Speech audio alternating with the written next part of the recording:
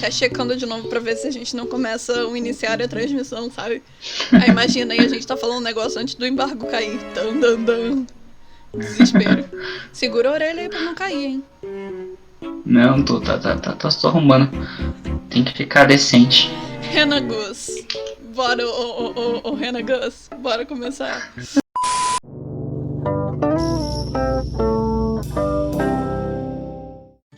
Bom dia, boa tarde, boa noite, galera. Cá estamos e sim, a gente tá em clima de festa junina? Não, a gente não está. Não. Poderíamos estar em clima de festa junina. Eu gostaria muito da minha festinha junina e pá, mas maldito desgraçado que nós sabemos que não vem ao caso, porque na verdade o assunto é positivo, é feliz, então quer dizer, é um pouco de desgraça também, né? Um mix. Envolve vírus também? Envolve vírus mas... também, envolve vírus também, a galera costuma Mas usar é máscara. muito bom o assunto que a gente vai falar aqui. Exatamente. E vocês vão curtir muito.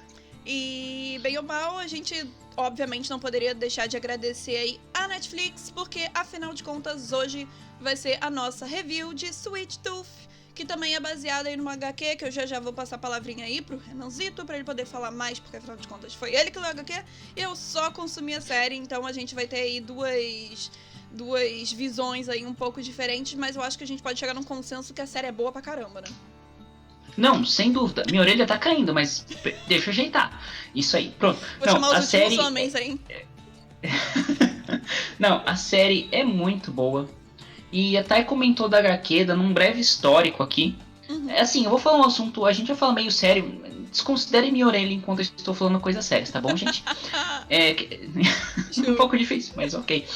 Bom, a história ela foi publicada originalmente pela DC Comics no selo Vértigo, que é um selo de histórias diferenciadas que publicou John Constantine, por exemplo. E a história ela foi publicada em 40 edições e ela foi escrita e desenhada pelo Jeff Lemire. Mas antes da gente entrar um pouco mais a fundo sobre o assunto da HQ, a gente vai estar soltando essa review no dia 4, né? Que é o dia oficial aí que estreia. Ou seja, o dia melhormente conhecido como Podemos Soltar Spoilers sobre Sweet Tooth. Finalmente. Sim, então porque... teremos spoiler. Exato. Assim, a gente vai fazer uma breve review aqui no início, sem adentrar em spoilers profundos, né? O Renanzinho vai falar um pouquinho aí da trama, do enredo e tudo mais. Então, quando a gente começar a embarcar nos spoilers, eu vou falar assim, galera, vamos adentrar em spoilers. E se vocês quiserem depois, quando vocês terminarem de assistir, vocês voltam ou vocês também continuem aí pra gente bater um papo cabeça aí sobre a série. E a gente espera que vocês gostem. E, novamente... obrigada, Netflix, né, por ter mandado aí com antecedência esse material. É sempre muito prazeroso e muito surtoso, se é que essa palavra existe, porque é sempre uma correria boa, né, na verdade, quando a gente tem esse tipo de coisa pra poder ver e a gente consegue produzir o conteúdo com calma, né, que é, no caso, tipo, a gente tá conseguindo gravar isso com antecedência, não precisa gravar as coisas na correria, então, obrigada, Netflix, por ter confiado aí no nosso trampo.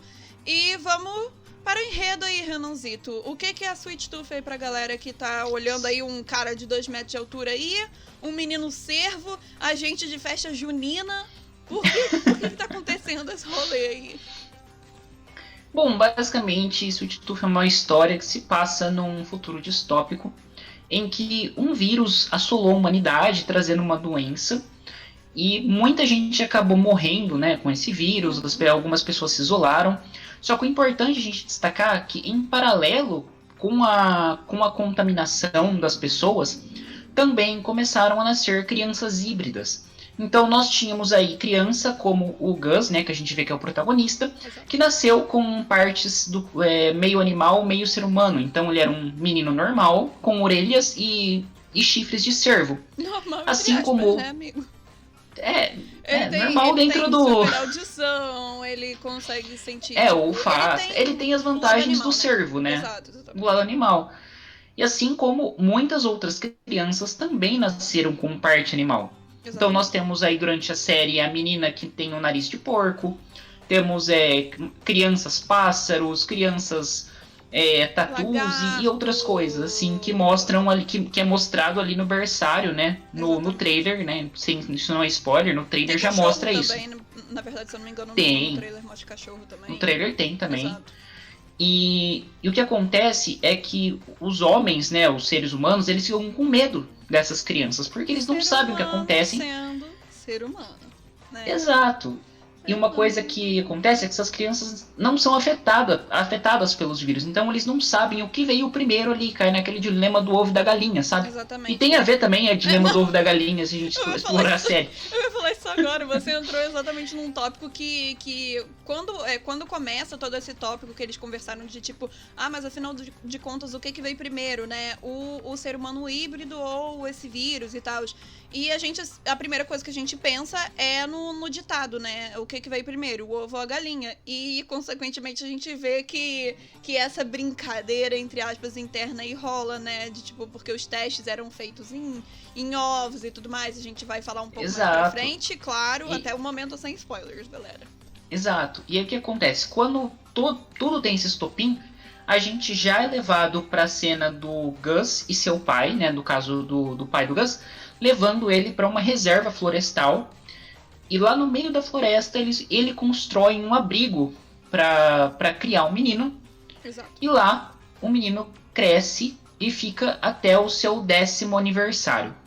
Até que acontecimentos ocorrem, né? E ele acaba saindo para buscar outros objetivos. Exatamente. Então acho que basicamente esse seria o plot da história. Temos uma doença, temos uma mutação. E eu acho super relevante, na verdade, com o momento que a gente tá vivendo hoje, sabe? Porque eu acho que, inclusive, o Robert Downey Jr., né, que é um dos produtores executivos, junto com a Susan Downey também, com a Amanda Burrell e a Linda Moran, que todos eles são os produtores executivos, eu tenho certeza que eles pensaram nesse flagelo, entre aspas, aí, fazendo brincadeira com a série aí, do que tá ocorrendo aqui, sabe, no nosso mundo real, né? Porque a gente sabe que a gente tá sendo afetado por uma pandemia, com Covid e tal. Então, é muito pertinente o assunto do uso de máscara, é muito pertinente do manter a distância, e isso tudo não é forçação de barra porque a Netflix quer ser diferentona, ou, sei lá, os produtores executivos, ou o showrunner, que é o Jim Michael, ou a Beth Schwarzer, né, querem colocar ali. E sim porque é um assunto pertinente na série mesmo, ou seja, isso já existe, mas eu acho que o casamento que rolou da época que essa série está sendo lançada agora com tudo que está acontecendo e com a temática, né, que aborda, assim, é incrível, né? É incrível e ela se torna, inclusive, mais pesada por causa disso. Apesar de ser uma série familiar, você, quando é um pouco mais crescido, você já pega umas nuances ali do que acontece na série, né? Bom, óbvio que agora a gente já deu uma introdução breve aí do que vocês podem esperar pra série, né? Vocês podem esperar uma trama familiar, vocês podem esperar... Não esperem cenas, tipo, sangrentas, apesar de que pessoas morrem, tá, na série, mas, assim, não espere cenas que, tipo, chegue a pessoa dando uma raquetada, sei lá, uma paulada com qualquer tipo de coisa, ou seja, eles evitam de mostrar esses tipos de cenas sangrentas porque é uma série que também é feita, entre aspas, para crianças, né? Então tem uma abordagem um pouco mais light, mas você que é adulto sabe muito bem o que tá acontecendo, ou seja, não tira o peso da cena, apesar de tudo ser retratado com muita delicadeza, é uma série forte, assim, é um caminhão de emoções, porque não tem como você não se emocionar. Por mais que você não esteja na pele de um híbrido, por exemplo, você que de repente já sofreu algum bullying ou se sentiu diferentão, sabe, dentro de algum grupo que você não estava sendo reconhecido ou que você não estava sendo, sabe, tipo, não estava ficando familiarizado, isso tudo vem à tona, né? Porque, afinal de contas, o Gus é um menino híbrido e os primeiros contatos que ele tem depois, mais pra frente, são com garotos não híbridos, então ele se sente fora da casinha, ele não se sente confortável com ninguém. E a gente tem a junção do Gus com o Jerry Port, que é uma coisa totalmente água e vinho, né? Que são pessoas totalmente diferentes e a gente fica curioso para poder saber como é essa relação. Dito isso, vamos entrar agora na parte das atuações, que eu acho que a gente pode passar ali as atuações e depois a gente entra no tópico de discussão, onde a gente vai começar a falar de spoilers, né? Então até o momento vocês podem continuar aí. Mas, Renanzito, o que tu achou aí da... Quem foi a pessoa que, tipo, tu virou e falou assim, caraca, essa pessoa merece um Emmy, sabe? Tu virou e falou assim, nossa, olha, atua demais. teve dois personagens, assim, eu acho assim, um destaque antes da série, eu falaria que todos os personagens, eles são extremamente competentes nos seus respectivos papéis. Sim. Só que alguns personagens, eu acho que acabam se destacando mais pela evolução que eles têm na trama. Com certeza. Assim, o que eu achei que merecia bastante destaque é o Christian Convery, Sim. que é o Gus. Nossa, ele tava Ele, para maravilhoso. uma criança, tem uma atuação excelente. Não, e ele tendo que entrar todo naquele papel de servo, né, também, dele Não, tendo que ficar mexendo o nariz e todas sim, aquelas e se nuances você de pegar levantar a sobrancelha. Se você pegar não a evolução que ele tem dentro do cercadinho dele ali já é uma coisa. Mas pegar a evolução que ele vai tendo nos episódios que ele encara o verdadeiro passado dele, as ações que ele vai tomando. É assim, eu achei muito bom para um ator mirim. Nossa, Assim, eu fiquei espantado com a atuação dele. Não, e ele é uma graça, né? E ele é uma graça à parte porque ele é um menino muito carismático. Você percebe isso, que ele consegue entregar o carisma do Gus na atuação, né? Porque foi como a gente falou. A gente tem, por exemplo, o Nonso Noise, né? Que faz o Shepard. E é uma pessoa totalmente diferente. Ele tinha uma carreira onde ele era um jogador de futebol americano, então ele era todo grosseirão, né? Era todo parrudão e tal, era uma pessoa mais séria, e ele esconde um segredo por trás da identidade dele, né? Ou seja, a gente tem uma pessoa que é toda durona e o Gus que tá descobrindo ali o que tá acontecendo no mundo. E, cara, ambos atuaram incrivelmente bem. Mas, assim, além do Christian e do Nonso, pra mim, o Adel Akhtar, que é o doutor, ele Exato, eu ia falar dele também. Cara, eu acho assim, a interação dele com a esposa, eu acho muito bonito. Desde o começo, todo o cuidado que ele mostra com ela. Exato. E assim, e o momento, depois a gente vai comentar em mais detalhes, logicamente. Exato. Mas o momento que dá o start nele, que ele fala assim, beleza, então eu tenho que ser um escroto pra salvar ela? Vou ser um escroto, então. Exatamente. Então, tipo, o tanto que ele reluta pra se transformar, mas ao mesmo tempo ele tem que lidar com aquela transformação forçada, naquela pressão que ele tá vivendo. Sim. É muito assim, porque você tá sentindo que ele vai ser um filho da puta, só que você não consegue sentir ódio dele. Não dá, cara. Eu não consegui, pelo menos. Eu também não.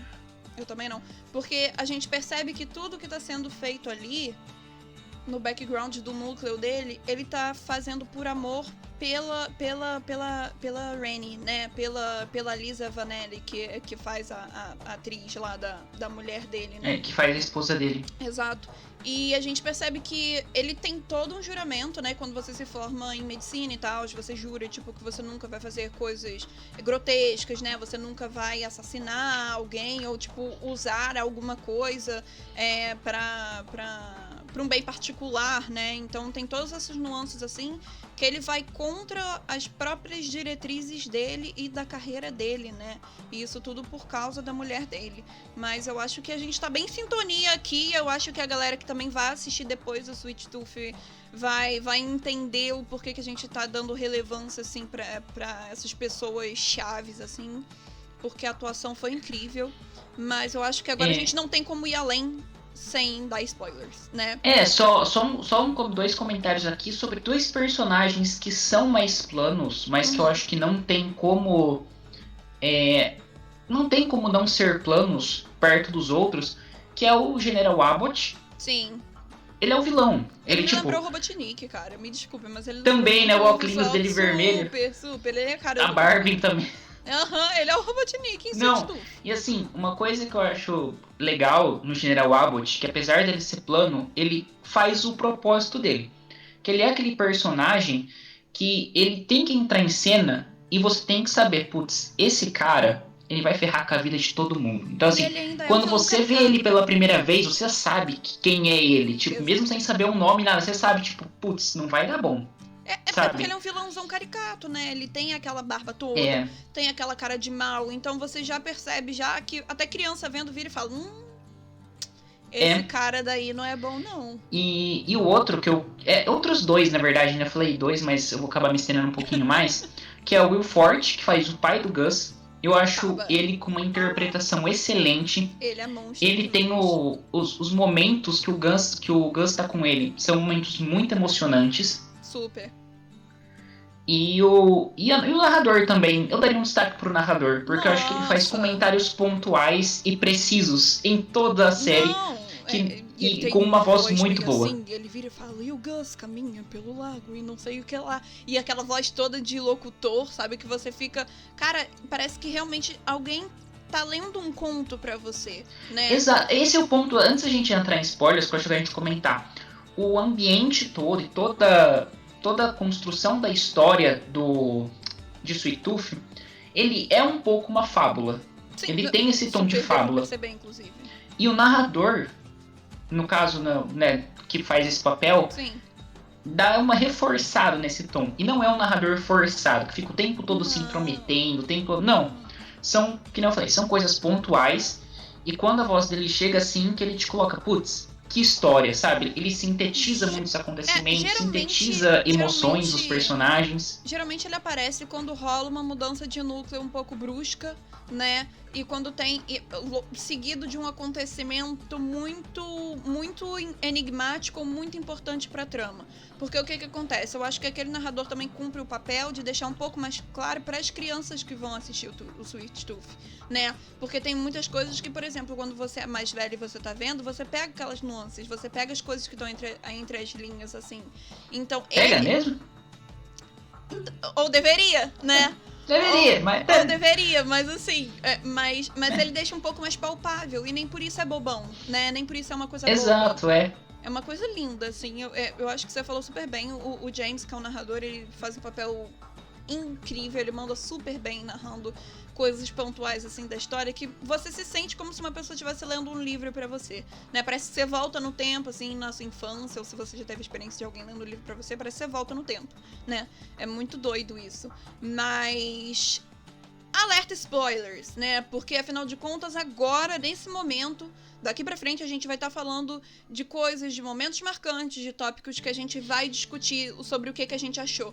Ou seja, se você já foi convencido a ver Sweet Tooth até aqui, que bom, já deixa o joinha, já escreve aí embaixo, tipo, putz, Renan, adorei a review, coisa e tal. E depois, quando você terminar, você volta pra cá pra poder ver a segunda parte, que é com spoilers, né? Mas é porque a gente também não tem como deixar de falar certas coisas aqui que ocorrem em Sweet Tooth, então a gente vai acabar entrando, sim, em terreno de spoilers. Ou seja... spoilers on, tá, gente? Avisos dados. Vamos começar, então, aqui a debater aqui coisas que caminham juntos. Eu acho que é alguns tópicos que a gente vai falar um pouco mais, com mais afinco, né? Mas eu acho que a produção foi muito pontual na escolha da trilha sonora, da caracterização, da fotografia. Porque, assim, a trilha sonora... foi uma coisa que eu surtei, que eu tava louca no meu Twitter. Não, a trilha sonora é demais. É um quando muito tocou gostoso, Of a Monsters and a Man no final do primeiro episódio, me ganhou. Eu falei, E tem essa pegada, porque você percebe, tipo, a gente tá brincando aqui porque a gente tá de xadrez e tal, mas se passa num mundo pós-apocalíptico de certa forma, onde não tem mais lei, onde as pessoas... é terra de ninguém, né? Tipo, se você matar uma pessoa, você não vai ser punido por isso. Então as pessoas estão usando o que tem ali na mão, sabe? Tipo, assaltando loja, pegando o resto de comida que tem em alguns cantos, pessoas morrendo o tempo todo. Então, assim, e mesmo com toda essa pegada um pouco dark que tá acontecendo ali, a gente não deixa de ter esse conto fabuloso, né? Essa fábula, como você falou, essa pegada um pouco mais fantasiosa, essa pegada mais folk. Porque a gente tem essa transição do Gus com o Jeopardy, né? Com o Jeopardy. E tem toda porque pra quem não sabe, geralmente eu tenho essa vibe do folk, de tipo quando você tá viajando, sabe? Você tá dentro do carro e tal, e você bota um folk pra poder tocar, sabe? Dá aquela, tipo... aquele ar de liberdade, aquele ar de freedom, e eu acho que a série pegou essa nuance muito bem, porque ele usa uns filtros, assim, tipo, mais esverdeados, mais natureza, sabe? Uma coisa pra poder ressaltar o que tá acontecendo ali, mas ele passa aquela vibe de viagem, né? De superação da jornada, então eu acho que aquele folkzinho ali, ó, encaixou super bem. Super bem. Não, eu achei que encaixou demais. E que nem se falou, é todo um ambiente que se passa num pós-apocalipse. Então, o que você imagina é que, com a menor quantidade de seres humanos existindo, a natureza prevaleceu. Exato. Então, ali a gente vai ver um renascimento em muitas cenas da vida animal, como tem a cena do trem, que eles veem elefantes, zebras correndo. Ai, é linda aquela cena. E a É fotografia muito daquela boa. cena... A gente sabe que, tipo, claro, usaram muito fundo verde, mas ao mesmo tempo não usaram tanto fundo verde assim, porque aproveitaram muitos locais de, tipo, de mata, assim, sabe? De, tipo, matão estendido, floresta também. Então a gente sabe que a fotografia dessa série é uma coisa linda. E a gente, inclusive, Sim. tem brincadeiras com parte da fotografia da série, quando o Gus vê aquele cara, quando ele pergunta do paraquedas. Eu achei aquele jogo de câmera verdade. incrível, incrível. Porque o Gus chega e pergunta: ah, mas vocês estão mentindo pra mim, paraquedas nunca existiu. O que umas pessoas se jogavam do céu e caíam? E quando eles percebem que aquele paraquedas dali tá pendurado, porque tinha uma pessoa atrás que tava pendurada e a câmera vai subindo devagarinho e o Gus tá virado do lado contrário... O Jeopardy e a Ursa viram e falam: você tem razão, realmente, é tudo uma bobeira. Justamente pro garoto não girar e ver pra cima, mas só que o espectador já viu o que aconteceu, sabe? E eu acho essas brincadeiras, assim, com a fotografia, né, com não só a fotografia, mas o jogo de câmera todo da série, é incrível, sabe? Ele te faz você tá na jornada junto com o Gus, né? E eu acho que a imersão da série foi muito boa. Não, a imersão da série é muito boa. E eu gostei muito de um jogo de câmera que eles fizeram ali naquele final do episódio, quando o exército animal salva o Gus e o Jeopardy. Porque sim. Quando tem o final do episódio que eles são salvos, a gente tem meio que uma, entre aspas, uma retrospectiva no começo do próximo episódio que mostra a mesma cena. Só que, por exemplo, a gente tem um close maior no rosto do Jeopardy quando ele vê o cara do cavalo tomando a primeira flechada. A gente tem um outro ponto de vista do exército animal atacando, como eles se planejaram para realizar o ataque. Sim. Então a gente acaba vendo a mesma cena duas vezes. Sim. Mas só que é uma cena que a gente tem outra perspectiva, porque a partir daquele momento... essa mudança de câmera me passou muito a impressão de que, tá bom, agora você está no terreno do exército animal. E aí a gente vai ver a realidade em que eles vivem. Pelo então, ponto achei de vista muito legal deles, essa né? estratégia deles. Pelo ponto de vista deles, né? Então, eu também, eu super concordo, na verdade. Mas eu acho que aqui a gente pode entrar no nosso primeiro tópico aí de discussão, que é, afinal de contas, o que motiva, né, a saída do Gus aí da reserva, né? Bom... que nem eu falei, o Gus ele cresceu dentro dessa reserva e ele foi criado com alguns princípios, entre eles temer os homens, se ele visse algum se esconder, sempre procurar fugir, nunca interagir com os homens, porque o pai dele sabia o que estava acontecendo, né, o que ia virar por ele ser diferente e queria preservar ele o máximo. Então ele criou leis, que, entre aspas, que fazia com que ele treinasse caso ele visse alguma ameaça, como se ele fosse realmente um animal, como se ele fosse um cervo. Tipo, sendo caçado. Viu gente, se esconda. Escutou barulho, corra, né? Ele tem ali um mini poeminha, que eu acho que a gente pode dizer assim, que é uma regrinha que o Paba, né, que é o pai, o Papa, né, que é o Papa e ele acaba chamando de Paba, né, tipo, pai. É, assim. O Paba. Que é o pai do Gus, por assim dizer.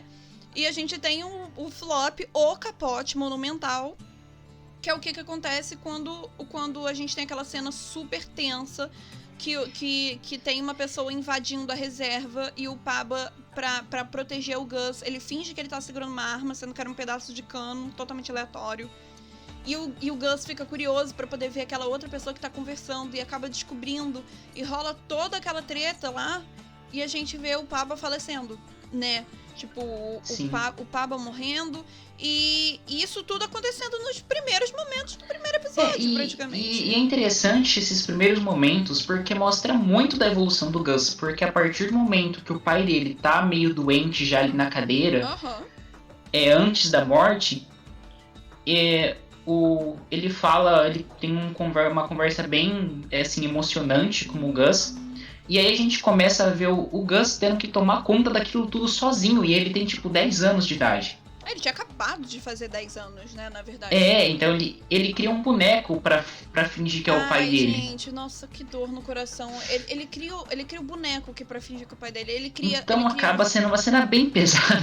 Ele cria, tipo, por exemplo, é uma criança de 10 anos tendo que cuidar, fazer, tipo, rota de eu esqueci o nome de. Quando eu estudei geografia, eu estudei isso, aquela rota de alimento, sabe? Quando você tem que fazer a Rotação rota. de terra. Tipo, plantar pra não, sua própria comida. Pra não deixar o solo gasto, né? Então você tem que fazer essa rotação. E ele não sabia disso. Gente, ele só sabia pegar o ovo e fritar o ovinho dele. Gente, dor no coração. Porque ele não sabia fazer nada. E a gente vê ele tampando o buraco no cano, né? Que foi passando com terra, com lama. Porque ele não alcançava, ele não sabia usar durex. Entende? Ele não sabia usar esse tipo de coisa, ele não alcançava. E, cara, ele praticamente passou 1 ano aí no perrengue sozinho, conversando com vários nadas. E, assim, essa cena, não gosto nem de falar que meus olhos já começam a encher de aqui, porque eu fico... Cara, é uma criança de 10 anos na floresta e ele via o cervo passando, e por ele ser meio cervo, ele falava, é minha mama, sabe? Tipo... Gente, criança, venha! Eu vou cuidar de você, pelo amor de Deus, Netflix!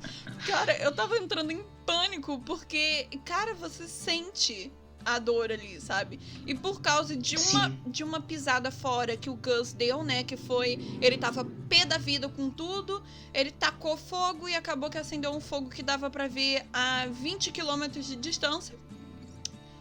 E ele acaba sendo descoberto por uns caçadores. Por 2 caçadores. Né, exatamente. E aí que entra o Shepard, né? Quer falar um pouquinho dele aí? O Shepard, ele também vê o fogo e acaba salvando o Gus. Só que o Gus fica com medo dele, porque ele não conhece. Então ele volta, se esconde. O homem de 2 metros. E não serve pra nada, porque o Shepard acha ele e tem uma conversa com ele lá. E aí ele só pega, então você se esconde e vai embora. Exato. É aí que ele se toca, pô, eu tenho que sair daqui agora então. Por que eu não vou com ele? E antes de ir embora, o Shepard ainda ajuda ele, né? Tampa. Porque ele se sente ali um pouco abatido com a situação do garoto. Porque ele vê o túmulo do Paba. Ele vê os bichinhos que o Gus tinha. Ele vê que tá tudo ferrado, tá com erva daninha em tudo que é canto, porque o Gus não tava conseguindo cuidar. Então ele dá uns tapinhas ali pra poder organizar o negócio e vira e fala, criança, olha só, tu fica aqui mesmo, entendeu? E o Gus dando estilingada nele com pedrinha, né? Sai daqui, pá. Tadinho, ele não tá... Gente, o Gus é uma criança maravilhosa, cara, é uma criança maravilhosa. E assim, a interação dos dois desde o início é uma figura. É muito engraçado a interação dos dois.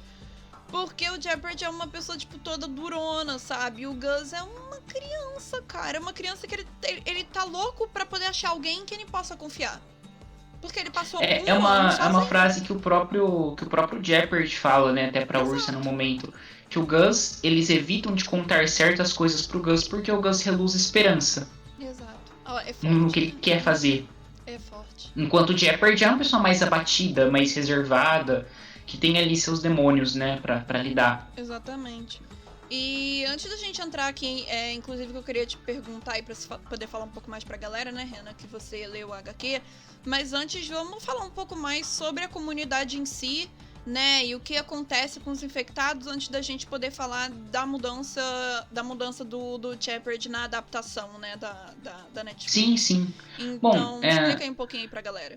Bom, a comunidade aqui na história do Sweet Tooth, da série da Netflix, ela é um grupo onde as pessoas saudáveis estão. Entre aspas. Só que nesse grupo, quem está? Está o Dr. Sign e sua esposa. Exato. E no caso, a sua esposa, a esposa dele, tem a doença. Tem flagelo, né? Tem o flagelo. Só que ela tá se tratando com uma medicação bem estranha ali, que o médico tá conseguindo com uma amiga, que é um experimento ainda. E aí que você começa a ver que tem alguma coisa bizarra acontecendo ali, né? Porque Exato. a médica tem umas conversas bem esquisitas com ele sobre alguns experimentos e tal. E aí um dia eles vão em uma confraternização e a esposa tá bem, tá medicada, tal, não está transparecendo flagelo e teoricamente ela não transmite o flagelo. E até então vale eu tenho dúvida se ela que transmitiu realmente ou se foi o começo de uma onda nova ali. Mas vale ressaltar que, inclusive, a principal coisa pra você identificar que alguém está com flagelo é a tremidinha no dedo, mindinho, né? Exato. O dedo que é uma coisa super... mindinho fica tremendo. E é uma coisa super aparente, porque eu fico pensando, cara, se você esconder a mão é pior. Se você não esconder, qualquer hora tua mão pode dar, tipo, sabe, uma tremidinha aí que tem Parkinson, tchau. E aí entra o que a Thay falou. O que acontece com quem tinha doença na comunidade? Eles amarravam e tacavam fogo na pessoa. E amarrava com aquele plástico de com cozinha. durex. Não, tinha aquele plástico de cozinha, sabe? Aquele papel... papel filme. Isso, papel filme. Tacava papel filme na pessoa e tacava Não, fogo. é bizarra aquela cena. E eu fiquei pensando depois como que seria viver numa comunidade assim. Porque, assim, é uma sensação de liberdade e estar sendo vigiado ao mesmo tempo. Porque as pessoas estão o tempo todo olhando pra você, ver se você não tá com seu dedinho tremendo. Vizinho.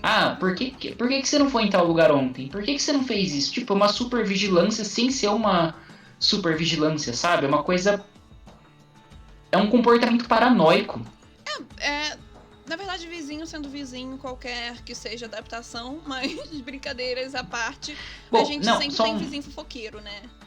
Uma coisa, né, é que aí o que acontece, que eu falei lá, o vizinho morre queimado, eles voltam pra casa, aí eles entoam um cântico em frente à casa e começam a ser umas florzinhas roxas dentro da comunidade, que é o símbolo que o flagelo tá passando por lá. Exato. E aí a gente tem a cena do cavalo. Cara, a cena do cavalo, assim... Eu ri. A cena do cavalo... É porque, pensem na vizinha fofoqueira que vocês têm aí de vocês... E a vizinha viu que tava crescendo uma plantinha roxa, né? Essa plantinha que tinha a ver com flagelo, na frente da casa do doutor. E o doutor tinha assumido o último cargo da médica que tomava conta da comunidade, né? Essa que fazia experimentos um pouco suspeitos e tal. E ela já tava tipo, mas... Sabe, toda desconfiada. E jogava no ar. E tinha umas conversas lá que eu acho que não convém também a gente contar pra não contar a série toda. Mas assim... O fim que a vizinha leva é engraçado. É uma tragédia, mas é engraçado. E você fica, cara, e como é que esses dois agora vão resolver essa treta toda? Porque o doutor é muito, tipo... Ele é ríspido quando tem que ser, mas ele é muito bobão, ele é muito feliz, ele é muito alegre. E a mulher dele também é toda certinha, cara. Então, e quem toma as rédeas da situação quando a mulher morre pelo cavalo... É a esposa dele, né? Sim. É a Reni. É a Rani. Tipo, ela que fala, cacete, vamos resolver isso, vai. A gente precisa resolver isso. É ela que toma iniciativa e ele tá lá, tipo, putz, o que eu faço? Eu conto, não conto? E fica nessa. Exato. E é bem interessante esse momento, porque aí já começa a mexer a cabeça dos personagens, né? Que até então, o doutor que buscava salvar vidas... indiretamente acabou matando uma pessoa. E pra um bem que depois ele vai acabar acreditando ser maior, né? Na verdade, isso tudo pra poder salvar a esposa dele, que sofre do flagelo. Mas aí a gente começa a ter o desdobramento de vários outros núcleos, né? Que é o Exército Animal, onde é uma comunidade de adolescentes, crianças ali, que vivem a sua própria regra, que eles têm uma líder, né? Que é a Ursa. Que o apelido dela é a Bear, né? Que é a Stefania Lavie Owen. Se saiu muito bem também, gostei muito da atuação dela. Mas ela conversa com o espectador, assim, dá a entender pro espectador que isso tudo, toda aquela comunidade das crianças ali, que é o chamado Exército Animal, eles estão ali porque eles acreditam que as crianças híbridas são um milagre da Terra, sabe? Que são crianças que não gostam dos adultos, porque os adultos acabam com o planeta. E de certa forma ela tá certa, a galera ali tá certa, mas é uma coisa, por serem crianças, as coisas ficam um pouco radicais demais, porque eles não têm um parâmetro ali, né? Eles não têm, tipo, uma balança. Então é tudo que, tipo, por exemplo, a Ursa, que era líder, mandava, acontecia, porque não tinha nenhum adulto presente. E em um determinado momento da história, o Gus acaba trombando com eles lá, e eles seguram o Jeopardy, e tem o desenrolar principal da história, né? Que é inclusive que já tinham descoberto no encontro passado que o Jeopardy era uma pessoa um pouco esquisita, tipo, ele manjava muito de luta, sabe? Ele tinha uma pegada um pouco old school, bruta demais, bruta, exatamente, pra quem nunca no fez primeiro nada. encontro, e agora nesse exército animal, né, que eles se autodenominam assim, ele tem uma marca no peito que significa que ele fazia parte dos últimos homens, né? Os últimos homens, esses que pegavam os híbridos e acreditavam que esses últimos híbridos, na verdade, eram os causadores do flagelo, né? Eles eram os causadores da existência do flagelo no mundo. Mas aí a gente tem encontros e desencontros por causa disso. A gente tem todo o envolvimento do Gus falando pro Jeopardy que, tipo, cara, isso é passado, sabe? Eu gosto do Gus porque o Gus analisa o que tá acontecendo agora. Então, ele fala, Kiro, sabe? Tipo, criança, olha, vai tomar o seu rumo, sai daqui, sabe? O exército animal já deixou você sair, vai lá. E ele se põe na frente do exército e fala, olha, eu não quero que vocês matem ele é meu amigo. Ah, mas você sabe o que ele fez? Sei. Mas assim, não importa, ele me ajudou, ele salvou. Então a gente tem toda uma ressignificação aí, sabe? Do que tá acontecendo na vida do Jeopardy. E ele acaba se pegando ao Gus, né? Sim. E aí eu acho que cabe aqui falar já um pouco mais do Jeopardy, né? Entrar um pouco mais nos pormenores do seu passado. Que antes mesmo de entrar nos Últimos Homens, ele era um jogador de futebol americano, na sociedade normal, muito famoso, diga-se de passagem. E aí, quando deu o estopim, a esposa dele estava grávida. Exato. E deu à luz a uma criança híbrida também. Uhum. Num primeiro momento, ele ficou assustado, não sabia o que fazer e recuou da situação e fugiu. Só que depois ele pensou melhor, falou, não, eu tenho que voltar lá e ver como é que eles estão. Só que quando ele voltou, eles já tinham sido levados. Exato. Então ele ficou extremamente mal pela própria ação dele e também pela possibilidade que ele tinha de proteger a família dele. Ele se sentiu culpado, né? Exato. E que em partes ele acaba enxergando aquele filho que ele deixou ser levado no Gus. O que eu acho que motiva ele a ajudar o menino. Não, no início nem tanto, mas aí depois que ele vai se apegando ao Gus, que percebe que, apesar dele conhecer, entre aspas, o que o Jeopardy era, né, o que ele fazia, ele foi percebendo, cara, essa criança daqui foi colocada na minha vida pra eu poder dar uma segunda chance pra aquela que eu desperdicei na primeira vez. Que ele saiu correndo, que ele deixou a mulher dele de lado, né? E eu gosto que rolam uns encontros com alguns conhecidos, assim, do Jeopardy, inclusive, durante a trama, que você vê que as pessoas mudam. E, de fato, as pessoas mudaram. A gente tem um ex-colega de equipe do futebol americano do Jeopardy que tem toda uma mudança, sabe? Tipo, que ele fala até pro Jeopardy, cara, não foi só você que mudou, eu também mudei, né? O Jeopardy se sacrificando pra poder pegar um cachorrinho que tinha cheiro do Paba, né? Que era um cachorro de pelúcia do Gus. Ele colocou a vida dele por causa disso, ele nunca se colocaria em risco por causa disso. E a Ursa também, a Bear, mudando de lado, né? Que ela foi expulsa lá do exército dos animais, né? Que eram chamadas crianças lá. E a gente tem outro capote, que é a verdadeira história por trás da história da Bear. E o porquê que ela odeia tanto adultos, né? O que levou ela a fazer a criação desse exército, né? Então, tudo basicamente envolve a maldade dos adultos, sabe? É isso, basicamente. Tipo, o que faz a engrenagem virar ali? O medo do estranho, a ignorância e a maldade dos adultos, né? E quando ela conhece melhor o Jeopardy e eles interagem e vê que ela pode confiar, eu acho que aí ela entende o que significa mudar e as ações dele, mesmo que ele tenha errado muito no passado dele, Uhum. ela começa a ver, tipo, putz, como que era o que o cara tava vivendo no momento, né? Exatamente. Então, era uma visão que ela não tinha até então. Ela tinha aquela visão pragmática do soldado que queria caçar os híbridos. Então, a gente tem que matar esses soldados. Não, e ela, Quando e ela ela vê o começa a outro crescer, lado, né? ela fala... E ela começa É, a crescer também, ela tem uma porque... evolução bem interessante a partir daí. Exatamente, porque a gente tem ali uma adolescente que tá caminhando pra vida adulta, né, de se virar sozinha e tudo mais. Então ela percebe que às vezes os adultos tomam certas decisões pra não machucar, né, pra não machucar tanto assim com a realidade. Então ela começa a entender esse tipo de nuance, assim, pra depois a gente ter o capote supremo, que é a origem do Gus, né? Exato. Porque a gente tem, acho que a gente pode falar que a gente tem 2 núcleos principais, além do núcleo do doutor que tá fazendo pesquisas e tal, né? Tomando o lugar da antiga pesquisadora. A gente tem o núcleo do zoológico, né? Do zoo, que vira basicamente uma reserva ali para híbridos, né? Onde ela acaba aceitando diversos híbridos e vai cuidando. Problema que acabam descobrindo aquela reserva. Sim. E eu não quero entrar também em mais detalhes, eu sei que a gente tá falando de spoilers, mas eu acho que não é o caso, eu acho que vale sim você dar uma chance para poder ver o que acontece.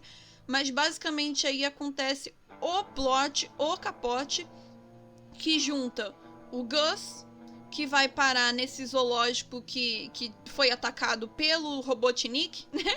Pelo Dr. Tinick. Robotnik. Pelo Abbott. Exato, pelo Abbott.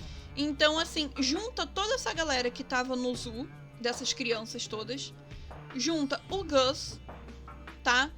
E junta o Abbott lá com o doutor que tava fazendo as pesquisas, que afinal de contas as pesquisas dele eram palpadas em cima de sangue e fluidos espinhais, seja lá do que for, de híbridos. De híbridos, né? Então... O negócio começa a ficar pesado e corta depois pra uma parte onde a gente tem a Úrsula na ex-casa do Gus, né? Na ex-casa daquela que seria a mãe do Gus. E a adulta, né, que tomava conta ali daquele local do zoológico. Da casa, que era uma amiga da suposta mãe do Gus, da Bird. E, tipo, voltando agora pro zoológico, o zoológico foi tomado pelo Abbott, né, com as crianças e tudo mais, fazendo os experimentos. E a gente tem o que acontece em um desenrolar aí com o Jeopardy, que acaba se juntando com a ex-dona do zoológico, né? E aí eles vão aí chegar na segunda temporada, provavelmente querendo resgatar as crianças, porque basicamente elas vão passar agora por diversos testes, né? Mas... Exato. Vai ser uma parte bem cruel. Vai. E eu acho que Só que eu acho que eles não vão abordar de uma forma tão visual, assim, mas ainda assim vai ser aquela deixada de intenção, sabe? Vai ser pesado de qualquer forma, né? Porque a gente sabe que os testes ali, pelo que a doutora tava falando, precisava de híbrido vivo pra poder fazer os testes enquanto eles ainda estavam vivos, retirar o fluido enquanto eles ainda estavam vivos, então o negócio vai ficar pesado de qualquer forma. Mas eu acho que antes disso, a gente pode falar agora um pouco sobre, parcialmente aqui sobre a origem do Gus, porque na verdade o Gus acreditava que ele nasceu, né, de uma mãe, que ele foi parido e tal, e a gente acaba descobrindo que ele na verdade é o paciente 1. Que Exato. Ele na verdade é o primeiro híbrido que surgiu, é o primeiro híbrido inclusive que ele acreditava, né, que conseguia falar. Depois a gente vê que a menina tem porquinho, a Wendy também. A Wendy, que inclusive é a irmã da ursa adotiva, né? Que tem outro capote que tu fica, meu Deus do céu, o que tá acontecendo aqui? É literalmente o capote em cima do capote. E a gente tem um Gus que tá super frustrado, sabe, com tudo que tá acontecendo, porque ele descobre que basicamente a mãe dele não era a mãe dele. Ela era cientista. Ela era cientista. O Paba, na verdade, era o faxineiro do laboratório. Que isso tudo se desenrolou por causa de um encontro que eles tiveram numa noite.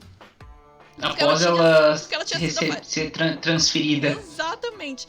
E a gente descobre que todo esse suposto vírus que poderia ser tido como uma forma positiva e acabou gerando o flagelo e gerando os híbridos e etc, etc, porque a gente não sabe a ordem que foi gerado, foi achado no Alasca, né, de uma pesquisa que ela tava encabeçando aí, e afinal de contas a gente acaba a primeira temporada aí com uma coisa, com a Ursa conseguindo falar com a cientista. A gente acaba com vários núcleos em abertos, assim, que eu acho que, assim, a tsunami vem, sabe? Porque eu acho Não, que agora o Vecna na segunda temporada, 10 de Não, 10. essa primeira temporada, logicamente, é muito importante pra contar tudo. Só que aí é aquela coisa, você estruturou os núcleos, agora realmente você mesclou, porque você juntou o Shepard com a Amy, que era a que estava no Zoo e que virou reserva. Aí você tem a Ursa tendo a motivação para que ela precisa. Exato. Você tem a Tigresa assumindo o exército animal. Exato. A louca, né? Não, a imbecil de tudo, a Tigresa. É tipo, ela é psicopata. Extremista. Ela é extremista do rolê. E aí tudo se desenrola porque a Amy fala assim, não, a gente vai resgatar eles e tipo, meio que mapeando aonde eles vão atacar. E tem um personagem que eu não sei se vocês repararam, mas que presta atenção porque ele pode ser bastante importante, que é o soldado ou membro ali do exército que acompanha o doutor e a doutora no carro quando eles estão sendo levados. Sim. Ele vai ter um papel bem da hora ainda, sabe? Mas e se seguir o ritmo da HQ. Mas ele tem cara de, na verdade, ser um personagem importante ali, sabe? Porque, inclusive, o Dr. Abbott fica falando pra ele, agora tu presta atenção no que você tem que fazer, sabe? Então, assim, ele já tem meio que umas deixas ali um pouco que tu fica, cara, esse personagem daí, de repente já fez alguma merda, já fez alguma coisa, vai rolar um apocalipse aí. E é perceptível nas cenas que ele não tá confortável em lugar nenhum. Exato. Assim, tipo, ele tá extremamente incomodado da situação que ele tá vivendo. Exatamente. Bom, mas aí tocando agora no assunto de HQ, né, até onde aconteceu aí, fala aí um pouco pra gente, Renan, você que leu rapidamente aí, sobre as diferenças, assim, mais marcantes que tiveram. Eu acho que uma das diferenças mais marcantes é o Shepard, porque na HQ, o que acontece? Na HQ, ele convence o Gus a ir com ele. Nossa! E quem leva quem leva o Gus para a reserva, enganando ele o trajeto todo, é o Shepard, na HQ. Mas faria sentido se colocassem também, né? Porque, assim, você não entende na HQ do porquê. Se falar, ele é só mais um mercenário, filha da puta. Não, é porque a esposa dele morreu. E a milícia tá com o corpo da esposa dele. Então ele troca o Gus pelo corpo da esposa pra enterrar na casa que eles moravam antigamente. Mas aí... Que era uma promessa que ele fez com ela. Mas aí ia ficar mais pesado, né? Exato. Não, foi uma mudança que eu gostei muito que fizeram. E assim, e se vocês lerem HQ, vocês vão sentir esse tom fabulesco. Só que vocês também vão ver que é uma coisa muito mais escura. E queria deixar uma ressalva aqui de um personagem que a gente não comentou e que eu achei muito carismático, que é o Bob. Não, ele é muito lindo, mas eu não quero estragar a surpresa pra galera. Eu vou deixar vocês verem ele. Presta atenção, vocês vão gostar do Bob. Tô o Bob é pra muito gente boa. Ursinho de pelúcia. Quero o Funko do Bob. Quero o Funko do Bob. Mas assim, essa é uma das algumas das mudanças, mas que nem a gente já falou durante todo o vídeo, as mudanças foram extremamente positivas, porque eles deixaram a série menos violentas graficamente, não que o quadrinho seja que extremo, mas deixou um pouco mais light a violência e deixou subentendido, que deixa mais família, o que eu achei muito positivo, porque é uma história que tem muito potencial. E eu acho besteira você deixar uma história assim, que não necessita de uma violência tão explícita, restrita àquele selo 18+, sabe? Eu acho que se você puder adaptar para deixá-la palatável e fiel ao mesmo tempo, que nem foi feito, nossa, excelente. Eu acho que também não há necessidade de colocar uma série dessa, tipo, pra 16, 18 anos, sabe? Dá tranquilo pra poder colocar uns 12 ali, sabe, pra criança consumir também, porque é uma série família, trata de temas, querendo ou não, bem importantes, né? Afinal de contas, eles também estão tratando com de vírus, de diferenças, de desigualdade, de diferenças corporais, principalmente. Então, assim, são tópicos super pertinentes que são discutidos na série. Claro, a gente fez uma parte aqui sem spoilers e outra com spoilers aqui, porque a gente tinha que comentar esses pontos, afinal de contas. Mas a gente espera que vocês tenham gostado aí, que eu acho que já deu pra dar uma boa recapitulada.